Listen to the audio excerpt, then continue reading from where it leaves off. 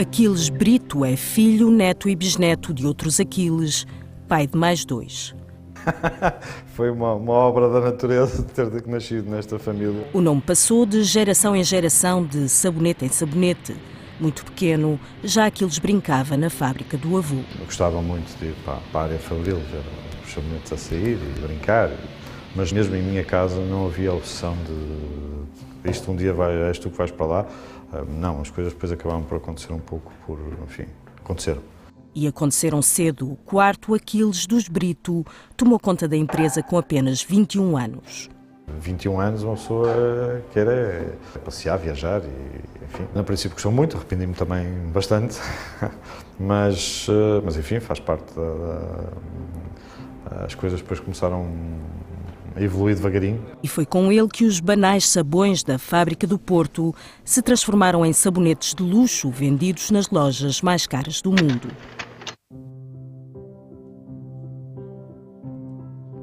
Jorge de Melo também nasceu numa família de industriais. Por isso não é de estranhar que aos 38 anos esteja à frente de um projeto que está a mudar a paisagem do Baixo Alentejo. A barragem do Alqueva e todo o perímetro de rega que ela proporciona, que permitiu um desenvolvimento mais acelerado nos últimos anos destas culturas de olival mais modernas. Plantou perto de 11 mil hectares de olival intensivo e construiu o segundo maior lagar do mundo. Daqui sai azeite para as prateleiras dos 5 continentes. Paulo Pereira da Silva estudou física, mas não quis arriscar uma carreira académica. Acabou a trabalhar na empresa da família. O meu sonho era poder contribuir um bocadinho para avançar no conhecimento de qualquer coisa da física no mundo, e se calhar os meus 30 segundos de fama foi uma entrevista ao New York Times sobre papel higiênico. Já deu centenas de entrevistas sobre papel higiênico, tudo por causa de uma simples, grande ideia. Foi ver um espetáculo de Cirque du Soleil em Las Vegas. Havia uns trapezistas que tinham uns panos pretos e houve ali uma analogia entre o preto e o branco e perguntamos por que não preto. E de repente foi como se o produto nos saísse das mãos, porque a imprensa toda e no mundo inteiro começou a falar sobre o papel higiênico preto. Quando terminou o curso de design, Ricardo Magalhães tinha muitas ideias, mas poucas hipóteses de as concretizar. Começou por desenhar clínicas, foi com esse dinheiro que, juntamente com um amigo, se atreveu a montar este espaço e a contratar marceneiros no desemprego. Tinha uns 24, 25 anos e eles olhavam sempre para nós como os miúdos, quer dizer, mais uns que tinham acabado de sair da sua formação, que vinham com as suas fantasias. A fantasia era criar peças de mobiliário completamente diferentes de tudo o que se produzia em Portugal. Estudamos o mobiliário, estudamos o clássico e reinterpretamos. E em poucos anos conseguiram provar que é possível tornar a fantasia em realidade e, melhor ainda, vendê-la para todo o mundo.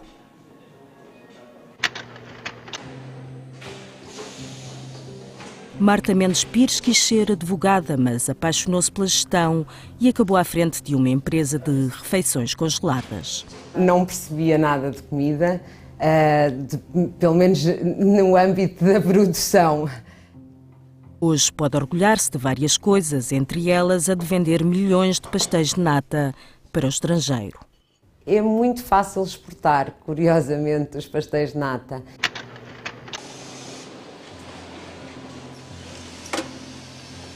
Fortunato Frederico nasceu em Guimarães há 68 anos, tempos bem mais difíceis do que os atuais.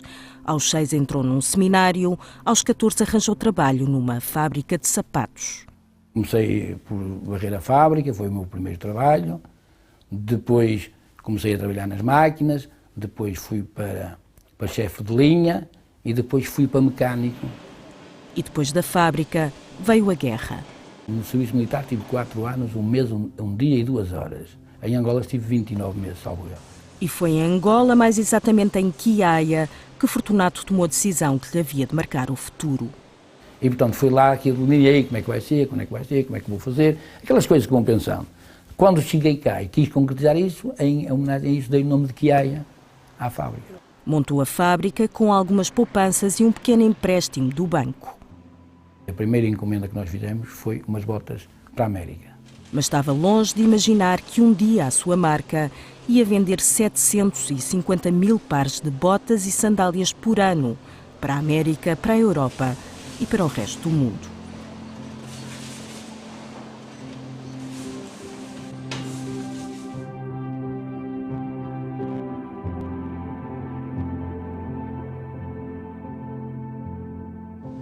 Segundo o Instituto Nacional de Estatística, as exportações portuguesas cresceram 16% nos primeiros 9 meses de 2011 e valeram 27,6 mil milhões de euros, mais de um terço da totalidade do empréstimo do FMI e da Comissão Europeia a Portugal.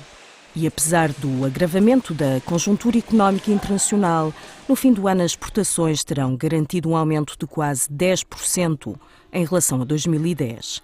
Um verdadeiro feito conseguido por um punhado de pequenas, médias, grandes empresas. Somos poucas. Já são muito poucas. Lembraram-se agora que tínhamos que exportar. Sabe Deus o que nós passamos aqui dentro. Dificuldades diabólicas, não havia dinheiro para salários, não havia dinheiro para fornecedores, enfim, situações muito complicadas. Eu sou administrador da empresa, mas já estive a produzir sabonetes e a andar de empilhador no armazém. Há mais de 10 anos que percebeu que a sobrevivência dependia da internacionalização. Nós tínhamos cá 2 ou 3 estudos na empresa, feitas por empresas da especialidade, que indicavam fechem a empresa ou façam grandes investimentos em máquinas e produzam. Têm que produzir em massa, em força.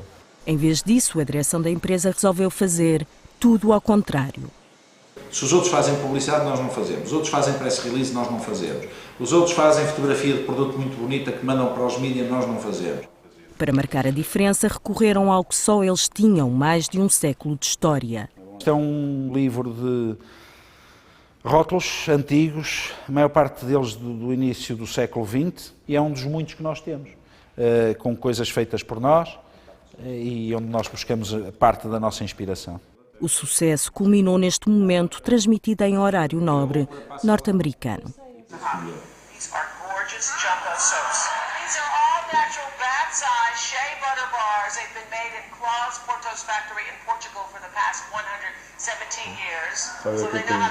Ela desde sempre declara-se fã dos nossos produtos. Mas vocês não ofereceram produtos? Não, nada. Ela já conhecia porque comprou nas lojas, nós estamos em várias lojas dos Estados Unidos, ela comprou. Como a história do Nicolas Cage, também é verdade, que comprou, fez uma encomenda na altura ao distribuidor e passou um cheque, mas a funcionária do distribuidor, quando viu o cheque assinado Nicolas Cage, não quis descontar o cheque, queria uma caixinha ou aquilo. Paulo Pereira da Silva não sabe se Oprah ou Nicolas Cage usam o papel higiênico mais sexy do mundo, mas tem a certeza que, para exportar, Portugal precisa de ideias novas. Por isso, na empresa, tudo é pensado para estimular a criatividade. Esta é a fábrica mais antiga, é a reutilização de um espaço que era um armazém antigo e que são hoje em dia os nossos escritórios centrais, onde temos gente de todas as áreas da Renova. E este saco de boxe está cá por alguma razão especial? Para descontrair as pessoas. Se quiserem, têm as luvas de boxe ali e podem aqui relaxar um bocadinho. Muitas das coisas são reutilizadas, são cadeiras antigas, secretárias antigas, e eu acho que é possível ter um ambiente de trabalho que seja um ambiente agradável e moderno e atual, com objetos que já existem. Por vezes há um bocadinho de caos, há um bocadinho de áreas diferentes. Para nós aqui é muito importante, aqui neste centro, ter pessoas de áreas muito diferentes, juntas, muito perto umas das outras, de maneira a poderem resolver muitos problemas e, sobretudo, ser um local onde aparecem muitas ideias, ser um viveiro de ideias. Também Fortunato Frederico cedo percebeu que produzir sapatos por encomenda não era o caminho. As nossas visitas que fazíamos a Londres, onde víamos os sapatos que nós fabricávamos aqui, que eram desenhados até por nós, e fazíamos aqui, nós saímos daqui a 20 libras, 15 libras, não tenho agora presente, mas a diferença era muito grande quando chegávamos às montas de Oxford Street e víamos os sapatos nas sapatarias a 3 vezes o preço mais caro, e nós refletimos então, só por ter uma marca é esta a diferença, então vamos investir e vamos criar uma marca. Para criar uma marca é preciso uma boa ideia e Fortunato encontrou-a numa feira de calçado na Alemanha. Alguém nos disse que havia um projeto, que era um projeto interessante, mas que tinha-se desmoronado, porque os sócios tinham zangado. Fomos à procura desses sócios e comprámos a marca que era aquele, que é Flyland, só tinha uma mosca e mais nada, não tinha mais nada. Mas aquilo foi uma espécie de um clique que nos deu quando olhámos e vi, epá, é isto mesmo que a gente procura. Um clique que o ano passado valeu mais de 50 milhões. Foi um processo lento, de muito esforço, de muito sacrifício, de investir muito dinheiro, o dinheiro todo que a gente tinha era investido nisso. Hoje a mosca já voa por todo o lado, tem lojas no Porto e em Lisboa, em Londres e em Berlim, na Dinamarca e até na Rússia. E é vendida em quase todo o mundo. Lançámos umas botas que são terríveis, são pesadas, é uma coisa que hoje não se explica como é que aquilo se vendia. Mas nós vendíamos muito para a Itália aquilo. E então, de vez em quando, ouvimos comentários deste género.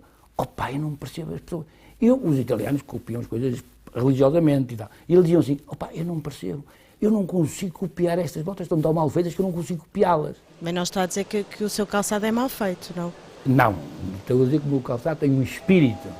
Tem um espírito que agrada aos espíritos livres, modernos e práticos. Tem esse espírito. E, portanto, é esse espírito que faz a diferença. E isso não se pode copiar. O espírito talvez não, mas a matéria pode ser copiada e Fortunato nem queria acreditar quando começou a ver sandálias iguais às suas, vendidas por menos de 20 euros. Os cabelos até se puseram em pé, não é? É quase aquele sentimento dos labradores quando alguém toca num metro de terra, sou capaz de pegar numa sachola e dar com a sachola e matar o cavalheiro. Hoje, diz assim, pronto, as pessoas também gostam de ter uns sapatos bonitos e como não podem comprar os originais, compram as cópias, olha, pronto. Tem havido algumas imitações que nós tentamos resolver a partir da proteção que nós temos para o produto. Mas para mim, mais importante do que proteger o produto, que é muito importante, mais importante do que isso, é a marca não parar. Ou seja, é conseguirmos estar sempre a lançar coisas novas. Paulo Pereira da Silva garante que o segredo está na inovação do produto e dos métodos. Nós temos aqui um projeto que chamamos A Volta ao Mundo, andar aí pelo mundo fora a ver supermercados e hipermercados a tirar fotografias. Eu já fui expulso em supermercados e hipermercados no mundo inteiro por estar a tirar fotografias dentro da distribuição. E faz isso com que frequência? Eu diria 2, 3 vezes por ano, mas eu aproveito todas as viagens para fazer isso um bocadinho, para ver um bocadinho da distribuição, porque para mim é muito importante ver as pessoas a comprarem produtos. Ricardo Magalhães e os designers que com ele trabalham estão sempre a criar novos móveis que serão fabricados em edições limitadas a 20 peças assinadas. Estas peças são caras? Sim. Estamos a falar em termos de madeira, sim, porque a madeira custa 100 e eu estar a vender a 10 mil, não é isso. Quanto é que custa o Diamond? O Diamond é uma peça que custa 19.700 euros. Mas cá está, estamos aqui a falar de um processo, uma propriedade intelectual, estamos a falar do tal conjunto de ações, a forma como nós chegamos ao nosso cliente, o tempo, as horas, a experiência, a comunicação, a notoriedade da marca, tudo isto tem o seu valor. 96% de tudo o que é produzido nesta marcenaria vai para o estrangeiro. Este ano as vendas chegam a 1,5 milhão de euros. Queria ver consigo, se faz favor, aqui a questão dos preços para Angola que o Paulo pediu. Na fábrica de Marta Mendes Pires também não faltam encomendas. Este ano as exportações cresceram quase 50%. Para Angola exporto tudo, tudo. Para a Espanha, curiosamente, o produto que mais exporto é o bacalhau à Brás.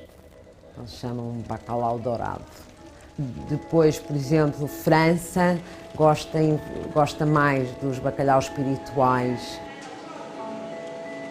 Marta também vende a sua marca no mercado nacional.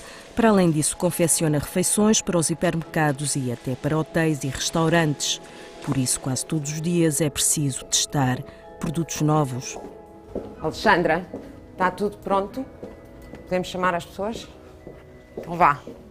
Vamos provar primeiro os espinafres salteados, a seguir vamos passar para os pastéis de nata, em que temos uma alteração de receita que tem que ser avaliada. Isto é um painel fixo de provadores e aquilo tem parâmetros de aspecto, textura, cheiro, sabor, que são analisados e que têm uma classificação. E nós vamos lançar uma receita melhorada com menos açúcar, porque temos tido algum feedback de mercados externos em que gostam muito do pastel de nata, mas consideram-no demasiado doce. E, portanto, também é para irmos ao encontro de feedback de clientes que temos tido estrangeiros. Lá costumam ter peixe, mas de vez em quando vêm aqui umas aves de rapina, como aos mercados, e vêm e comem os peixes. Os clientes estrangeiros também são a grande preocupação de Fortunato Frederico, por isso comprou e reconstruiu esta quinta. Isto é um espigueiro onde os antigos agricultores secavam o milho. E aqui era a eira. O arquiteto achou que era um espaço bonito, porque temos aquele monte em frente e, portanto, há aqui um certo sossego, uma certa paz de espírito para que os clientes pensem nas encomendas que nos têm que dar. É uma forma de criarmos um espírito de família, um espírito de amigo, desviá-los um pouco da concorrência desleal que às vezes é norma no nosso país. Quer dizer que eles estão num hotel que sejam atacados. Seriam mais assediados se estivesse no hotel e, portanto, o círculo fecha-se melhor quando estamos aqui em privado. Conversamos à vontade, é possível manter conversas mais longas, às vezes as conversas estendem-se pela noite e, portanto, cria-se um ambiente propício ao bom negócio. Bebemos aqui uns copos, procuramos aqui uma garrafeira ao dispor dos nossos clientes e aqui jogamos aqui umas cartas, fazemos aqui uns jogos de bilhar. É aqui que vive atualmente e é também aqui que apresenta as novas coleções de calçado. Quando não há clientes estrangeiros, a quinta é rentabilizada através da organização de casamentos e até da agricultura. Os ovos vendem-se, os frangos também se vendem. O que deve vender tem que se vender, porque é a única forma de ir rentabilizando, porque hoje a agricultura é efetivamente dos setores mais desprotegidos deste país. Faz muita confusão o abandono que foi votar na agricultura e a falta de estratégia consistente em termos agrícolas. Um ano pedia-se para arrancar as árvores, no outro, afinal, tinha-se que plantar, abatia-se as vacas que davam leite, no outro já havia falta de leite.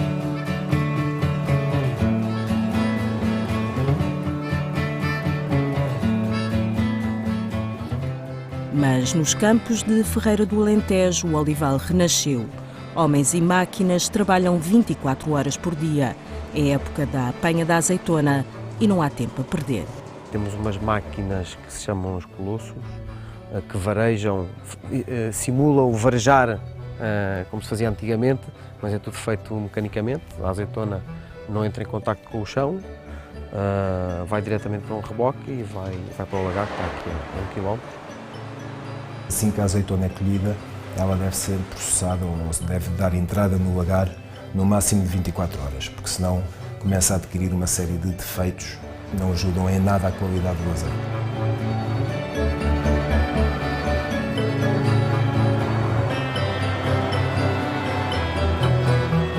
Jorge de Melo confessa que a sua especialidade não é a agricultura, mas orgulha-se do trabalho que tem feito a desbravar caminhos para o azeite português. Tem de haver um trabalho mais cuidado e mais prolongado em explicar que nós também somos produtores de azeite, que já conhecemos o azeite e a sua cultura há muitos anos e que fazemos azeites de qualidade. É difícil entrar, é difícil dizer que somos capazes, mas depois também o fator novidade e o provar ano após ano que conseguimos entregar aquilo que prometemos acaba por ser bastante positivo. O esforço está a ser recompensado. A empresa já é o segundo maior operador de azeite do mundo, do Brasil aos Estados Unidos, da Europa à China. E dentro de pouco tempo, Portugal voltará a ser autossuficiente em termos de azeite. Um verdadeiro feito para a agricultura e para a indústria nacional. Mas exemplos como este continuam a não passar de exemplos, porque até há bem pouco tempo o que era estrangeiro é que era bom. Nos anos atrás, uma forma de algumas classes sociais se afirmarem era por comprar estrangeiro. Porque comprar estrangeiro é que dava categoria, que era charmoso. Acho que vai mudar um bocadinho a nossa atitude e a nossa maneira de pensar.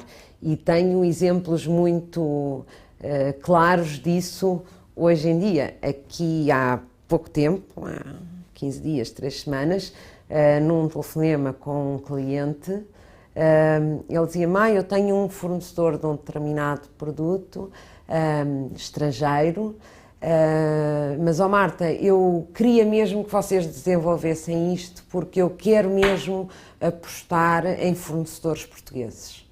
Acho que agora este movimento do compro português tem algo de louvar, mas também é preciso termos algum cuidado, porque não é só por ser português que devemos comprar e que deve ser bom. E que é bom. Ou seja, é preciso terem atenção que nós portugueses também temos que fazer as coisas bem feitas e fazê-las tão bem como se fazem lá fora. Mas fazer bem feito não é fácil e a maioria dos exportadores queixa-se da falta de flexibilidade da legislação laboral. Quanto mais eu produzir, quanto mais eu vender, mais postos de trabalho eu vou aumentar, mais vou contribuir para a baixa do desemprego, que hoje em dia é dramática em Portugal. Agora, eu tenho que poder, enquanto gestora, ter alguma flexibilidade, como disse, de algumas coisas, que é passar, por exemplo, de coordenar trabalhadores, passarem de um turno para o outro, ou ter a liberdade de poderem, em determinados dias, ficarem mais 1 hora a trabalhar porque é necessário para uma encomenda de um cliente estrangeiro. Hoje fala-se em trabalhar mais 1 hora ou meia hora, só, mas não se fala em contrapartidas, e há contrapartidas, quer dizer, há um lucro que aparece e depois essas contrapartidas têm que ser baseadas, sem tirar a competitividade às empresas, mas tem que ser também uma contrapartida para esse sacrifício. Olha, o que eu assisto hoje é que se fazem todas as propostas, mas sem contrapartidas nenhumas. Primeiro, porque os nossos trabalhadores não são dos que ganham mais na Europa. Portanto. Segundo, é o dinheiro que está aos trabalhadores que anima a economia do nosso mercado interno. E não há nenhuma economia de exportação se não houver economia interna. Fortunato Frederico tem uma visão muito especial sobre esta matéria. Afinal, nos anos 70, foi candidato a deputado do Partido Comunista. Tive uma tentativa de ser político, mas depois vi que aquilo que não dava de comer a ninguém e fui tratar da minha vida. Hoje garante que não é comunista, mas sim humanista. No entanto, diz que há princípios que ficam. O mundo pode ser melhor desde que à frente e nos seus destinos estejam pessoas solidárias. Os mercados estão a fazer muito mais mal ao mundo do que qualquer ideologia que tenha existido. Se tiver que despedir pessoas aqui na sua fábrica, vai custar? Não, morro primeiro. Se eu tiver que despedir as pessoas, morro de desgosto primeiro. Mas nunca despediu ninguém? Já despedi alguma gente por não fazer aquilo que tem que fazer. Mas agora por despedir porque tenho necessidade de uma coisa ou de outra, isso não. Morro primeiro. Se tiver que despedir pessoas, prefiro morrer do que estar a despedir pessoas. Porque então se as pessoas trabalharam comigo estes anos todos, agora vou despedi-las. Que me ajudaram a fazer, que me ajudaram a construir o meu sonho, vou despedi-las. Não, então é melhor morrer de desgosto. Uma coisa todos os exportadores concordam: o que está a matar as empresas portuguesas é a falta de liquidez, ou seja, a crise. Tem que haver dinheiro na economia para se financiar a economia. Não pode de um momento para o outro. Andou-se 20 anos ou 30 anos a dar dinheiro a torto e a direito e sem problema, e de um momento para o outro, desculpa, fechou-se a torneira e agora não há dinheiro, agora virem-se. É preciso exportar, repetem todos os políticos da oposição ao governo, passando pelo Presidente da República. Mas o Estado acaba por ser um dos principais entraves às exportações. Eu acho que não quero que ninguém me ajude. A única coisa que eu peço é que não me atrapalhem. É uma barbaridade, começa a ser aflitivo aquilo que as empresas hoje em dia pagam em termos de impostos. É pagar. As empresas estão asfixiadas por impostos, por taxas. Olha, esta ainda até é mais que as outras, sabe porquê? Porque também paga uma taxa ao Infarmed. Nós pagamos uma taxa de 1% de tudo o que vendemos no mercado nacional ao Infarmed. Porquê? Sei lá, porque é um produto considerado de cosmética. Lavar-se é cosmética. Portanto, nós pagamos uma taxa como paga qualquer perfume que entra em Portugal. Eu, para exportar um sabonete, tenho que fazer feiras, tenho que fazer ações, tenho que viajar, tenho que fazer uma data tenho que ir lá para fora vender o meu produto, e quando muitas vezes não há condições, não é? Porque o dinheiro vai-se essencialmente para uma entidade que se chama Estado. O sistema de justiça aqui em Portugal acho que é um dos fatores que leva a que haja uma grande ineficiência ao nível das empresas. Não só a carga burocrática, mas sabemos que se houver alguém que não nos paga, dificilmente essa empresa vai ser julgada culpada e vai ter que ressarcir aquilo que ficou em dívida. Ou seja, existe uma falta de confiança que depois também não ajuda ao próprio desenrolar da economia. Os empresários não confiam na justiça, tal como não confiam nos políticos, porque se o país fosse uma empresa, há muito que estava na bancarrota. Eu, se cometer um erro, posso ir à falência e posso ir preso. O Estado pode cometer os erros que quiser, põe o povo todo a penar e nunca vai preso. Alguns deles nunca trabalharam na vida, nunca souberam nunca souberam nada e estão lá. E, portanto, e não interessa se muda as cores políticas, mas continuam lá. Os políticos deviam ser ensinados antes de serem políticos. Deviam ser formados na escola da vida,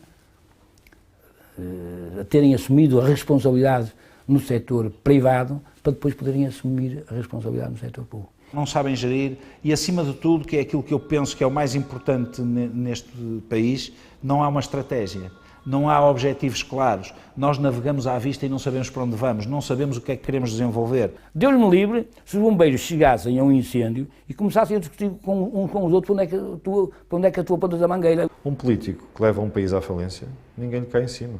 Pelo contrário, começam a dar entrevistas e a ganhar para outro sítio. Não podem ascender ao poder do país por ser os mais trauliteiros ou os mais lá no partido. Eu uma vez ouvi uma frase do professor Medina Carreira que gostei muito. Enfim, como lhe é típico, ele já ganhou o direito, com a idade que tem, de dizer aquilo que pensa. Eu gostei muito porque ele, a certa altura, disse: o que este país precisa é de uma boa dona de casa a gerir o país. Portugal tem um longo caminho a fazer até sair da crise e as empresas exportadoras sabem que têm um papel determinante nesse processo. A única coisa que pedem é que não as deixem cair pelo caminho. A exportação vai salvar o país se os que trabalham para a exportação não morrerem todos antes. Eu às vezes gostava de receber, não quero nada, não quero subsídios, às vezes gostava de receber aqui uma carta de um Ministro das Finanças a dizer: olha, parabéns pelo seu esforço, pela sua história, o seu contributo ao longo destes anos. Acho que há exemplos fantásticos em Portugal de empresas a exportarem, absolutamente notáveis, mas são poucos. Portanto, acho que Portugal tem que fazer um caminho muitíssimo maior do que aquele que fez até agora. Quem sobreviver agora e nos próximos anos vai se tornar mais forte. E, portanto, nesse aspecto eu vejo isto como uma oportunidade. Portugal pode exportar mais comunicando melhor. Nós temos esta grande lacuna, nós temos uma capacidade produtiva acima da média, temos know-how, temos flexibilidade, não sabemos é comunicar.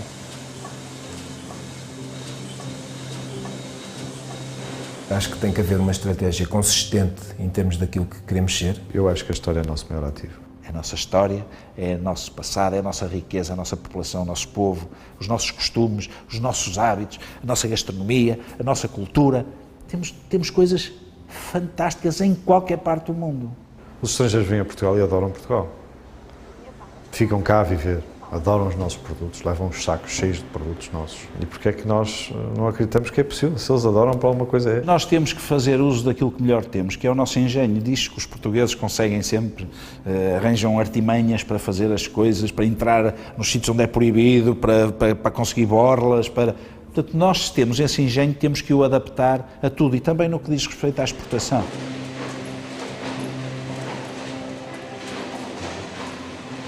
o país não vai fechar para balanço, o país não vai morrer. Mesmo numa guerra, nem os vencedores se safam de todos, nem os que perdem a guerra morrem todos. Ainda é possível fazer algo. Acho que os portugueses, nos seus momentos de crise, que souberam dar a volta. E eu acho que ainda é possível dar a volta. E os portugueses, quando são apertados e quando são espezinhados, por assim dizer, conseguem dar a volta.